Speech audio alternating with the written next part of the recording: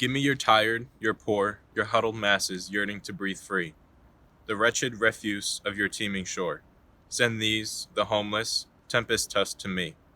I left my light beside the golden door. Well, I think that golden door we once stood for has since become golden arches. What once was a symbol of safe harbor has become a land of cheap labor and cheaper nutrition, lying to our stomachs, teasing us with calories but leaving us empty. Our handouts turn to loaded guns full of ammunition, aimed at keeping down the lowly and uplifting the wealthy, lengthening the divide between families and neighbors alike. And somehow it all comes back to that murder. That one piece of so-called food that depleted the land and exploited the farmer and underpaid the worker and malnourished the hunger and polluted the river. What have we done? When our food system feeds racism and insecurity and maltreatment, how can we possibly say it fed anyone? Well, I am fed up with the feds who refuse to pay for the small farmers to afford their own land to plant the crops that we need to feed us and free us from the imprisonment of obesity and anxiety and diabetes. Will you please feed us? Feed us real food. Feed us a wealth of nutrition that will keep our bellies full and our wallets stuffed and top it all off with some dignity. Please, will you feed us? Would you set aside your agenda and your chatter and stop climbing the ladder to reach down and help one another to get up on their own feet? Well, we tried and we failed, and now we fail to try, to even wonder why we have thousands going hungry in the richest country on earth. But when you live in a nation with mass incarceration and malnutrition, and everywhere you look you get shunned for not having enough or not earning enough or being enough, where does it end?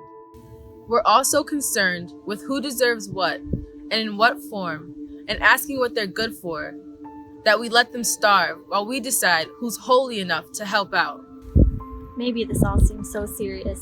Maybe this is all just a mess that we made that we can clean up with some generous food aid that will drop off a pantry and forget the second we leave. Oh, that we have the privilege to forget. That we don't live every waking moment being so incredibly aware of how long it's been since we've eaten. A full meal, a hot meal, a meal that satisfies more than hypothesize the idea of nutrition, but a meal marked in the creation of vitamins and minerals and all things that make us right. When was the last time we ate something wholesome?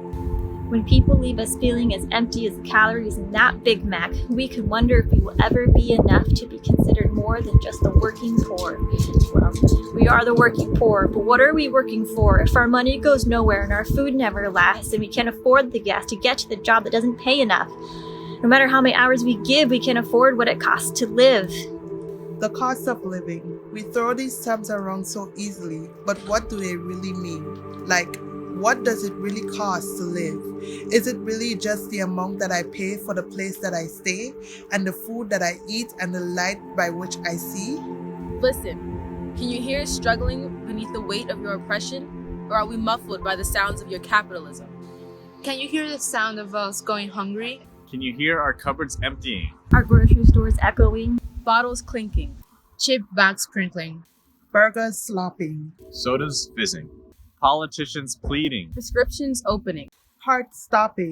Shovels digging. Stop! What are we doing? What if instead of demanding low prices, we demand justice? What if we stopped caring about massive taxes and took care of the masses? What if our dollar menu included a few dollars more towards living wages and the prevention of rape? What if we used our change to demand change?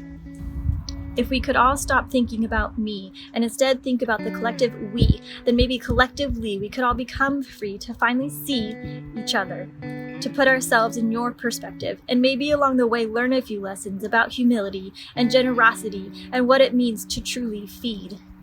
Once we stop and listen to your story, we might start to hear Plants growing. Students graduating. Feet marching. Voices protesting. Ballot marking. enemies listening. Hands shaking. Pride relinquishing. Policies writing. Compromise forging. Nations uplifting. Listen, can you hear it? Can you hear the sounds of progress?